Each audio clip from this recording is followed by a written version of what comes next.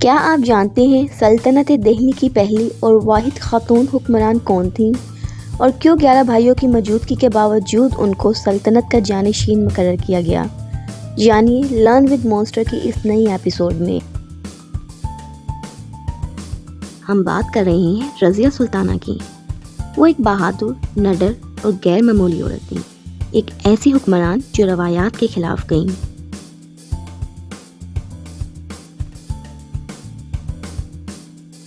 اور ہندوستان کی پہلی خاتون حکمران بنی۔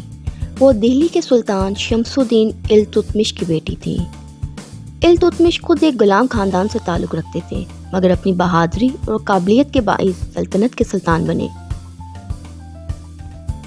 رضیہ سلطانہ سیاسی طور پر انتہائی قابل ہونے کے ساتھ اعلیٰ تعلیم یافتہ خاتون بھی تھیں۔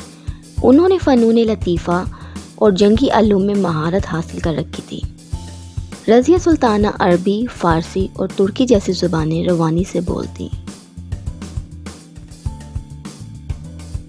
سلطان شمس الدین کو اندازہ تھا کہ اس کو بیٹوں میں سے کوئی بھی سلطنت چلانے کے قابل نہیں، سو اس نے اپنی زندگی میں ہی رضیہ کو اپنا جانشین بنانے کی خواہش ظاہر کی۔ ان درباریوں نے اسے قبول نہیں کیا۔ التتمش کی وفات کے بعد اس کا بیٹا رکن الدین فیروز تخت نشین ہوا، مگر وہ ایک نالائق حکمران ثابت ہوا۔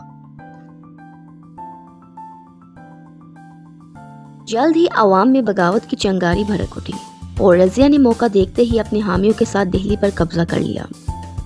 جو 1236 عیسوی میں رضیہ سلطانہ تخت پر بیٹھی۔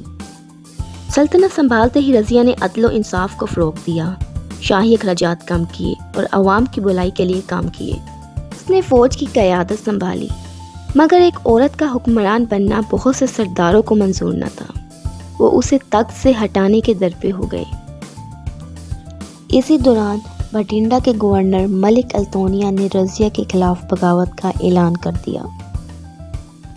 رضیہ نے اپنی فوج کے ساتھ مقابلہ کیا، مگر قسمت نے اس کا ساتھ نہ دیا اور وہ جنگ میں شکست کھا گئی۔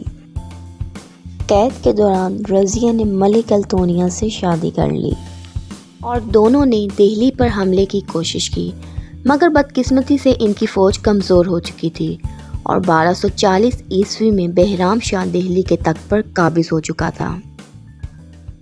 اور یوں ہندوستان کی پہلی خاتون سلطان ظلم و سیاست کا شکار ہو کر تاریخ کے صفحات میں دفن ہو گئی، مگر ان کی قیادت، بہادری اور حکمت آج بھی تاریخ میں زندہ ہے۔